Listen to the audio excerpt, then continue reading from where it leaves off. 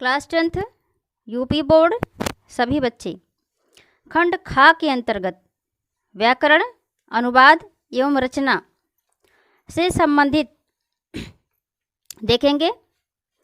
इसमें आप सबसे पहले देखेंगे वर्ण एवं प्रत्याहार। अनुवाद करते समय सबसे पहले आपको जानना है वर्ण और प्रत्याहार के विषय में। वर्ण विचार। अब वर्ण का अर्थ है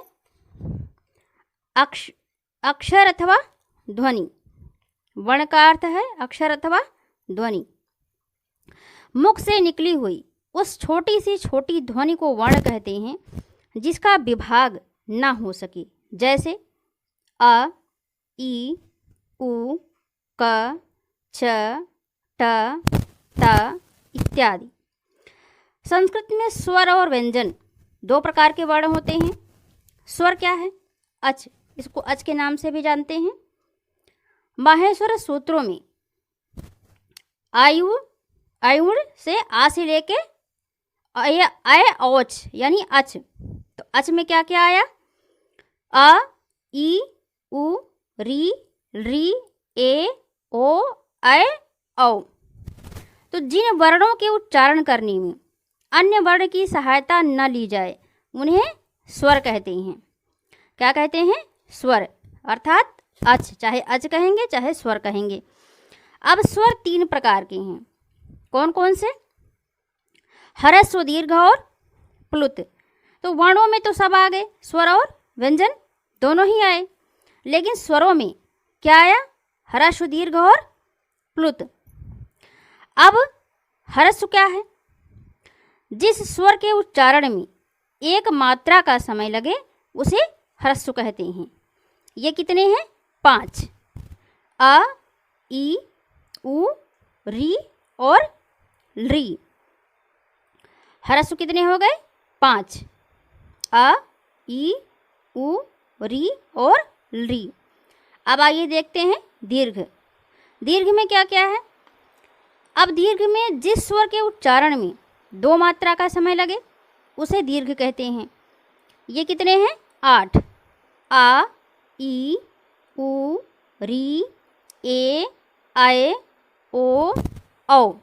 कितने हो गए? 8। आ, ई, उ, री, ए, ऐ, ओ, औ। तो ह्रस्व कितने थे? 5। और दीर्घ कितने हो गए? 8। 5 और 8। अब तीसरा क्या है? प्लुत। जिस स्वर के उच्चारण में 3 मात्रा का समय लगे उसे प्लुत कहते हैं। अब प्लुत स्वर के बाद 3 का अंक बना होता है, जैसे ओम। अब ओम को आप डायरेक्ट ओम ना कह करके उसमें 3 मात्रा का समय देंगे। जैसे ह्रस्व में आप तुरंत ने कह दिया अ, दीर्घ में क्या किया आप? आ और आ में अंतर हुआ ना। इसी तरह प्लुत में क्या है? आपको 3 मात्रा का समय देना है, जैसे ओम। स्वरों के ज्ञान के लिए आप क्या करेंगे? एक श्लोक देखेंगे। एक मात्रो भवेद ह्रस्वो, द्विमात्रो दीर्घ उच्यते, त्रिमात्रस्तु प्लुतो ज्ञेयो, व्यंजनम चार्ध मात्रिकम। तो एक मात्रो भवेत मतलब होना, भू धातु भव होना। तो एक मात्रा किस में होता है? ह्रस्व में। द्विमात्रा किस में होगा? दीर्घ में। तो ह्रस्व में अभी देखा था आपने ना 5 थे और दीर्घ में 8 थे स्वर। तो त्रिमात्रस्तु और 3 मात्रा किस में है? प्लुत में।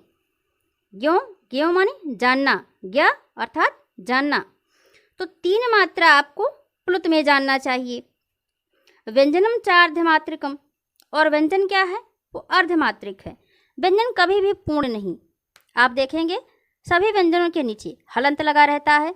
जब आप उसमें स्वर मिलाते हैं तभी वो होता है पूर्ण, तो वो अर्धमात्रिक हुआ। जैसे धन अ बराबर क,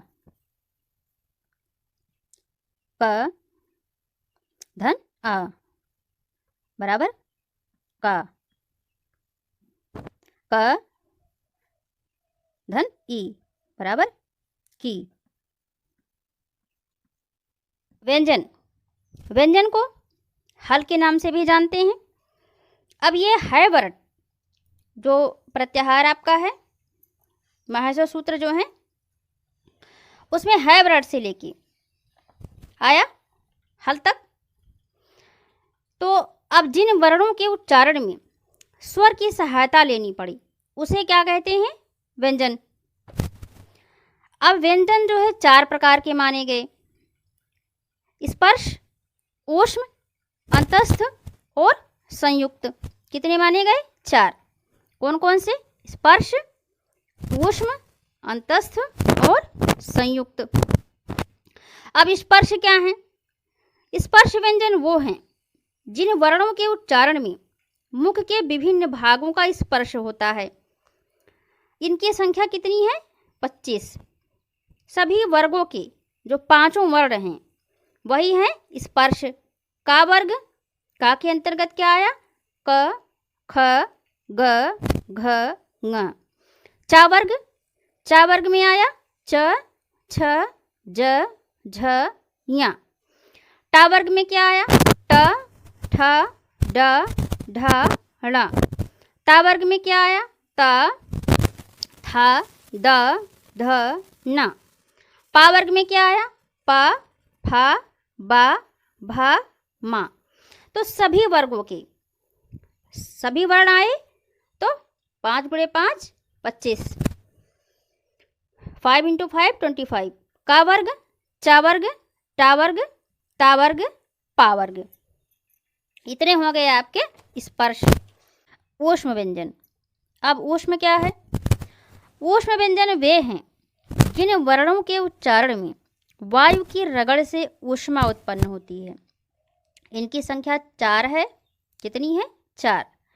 इसमें आते हैं श, श, स, ह, अर्थात तालव्य श, मूर्धन्य श, दंतव्य श और ह। तो तीनों श और ह ये हो गए आपके ऊष्म व्यंजन। अगला आपका है अंतःस्थ। अंतःस्थ व्यंजन क्या है? इनकी भी संख्या 4 है। या, र, ला, वा। तो व्यंजन वर्णों के जो 4 प्रकार थे उसमें तीसरा प्रकार आपने देखा। चौथा देखेंगे संयुक्त व्यंजन। संयुक्त व्यंजन क्या है?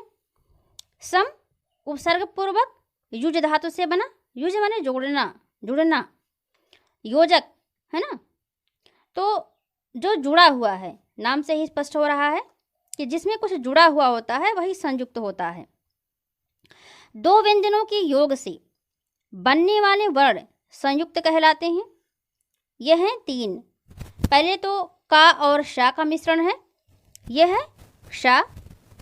का और शा का मिश्रण क्षा। ता और रा का मिश्रण त्रा। जा और या का मिश्रण ज्ञा।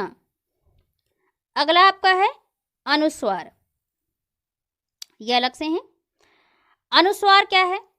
वर्ण के ऊपर लगे बिंदु को अनुस्वार कहते हैं, जैसे कम, नम, शम आदि। विसर्ग क्या है? विसर्ग वर्ण के जो अंतिम ध्वनि हा को जो प्रकट करना है, ऐसा वर्ण जो वर्ण की अंतिम ध्वनि हा को प्रकट करने के लिए विसर्ग का प्रयोग किया जाता है। किसी भी वर्ण के आगे आप 2 बिंदु रख देंगे, वही विसर्ग है और उच्चारण करते समय उसको हा पढ़ते हैं। अनुनासिक। अनुनासिक क्या है? का वर्ग से पा वर्ग तक सभी वर्णों के अंतिम वर्ण को अनुनासिक कहते हैं, क्योंकि उनका उच्चारण करने के लिए श्वास को अंशतः नासिका के बाहर निकालना पड़ता है। ये वर्ण है य, ङ, य, ड़, न, म, अर्थात यमंगणम जो है वही अनुनासिक है। यमंगणम अनुनासिक हो गया।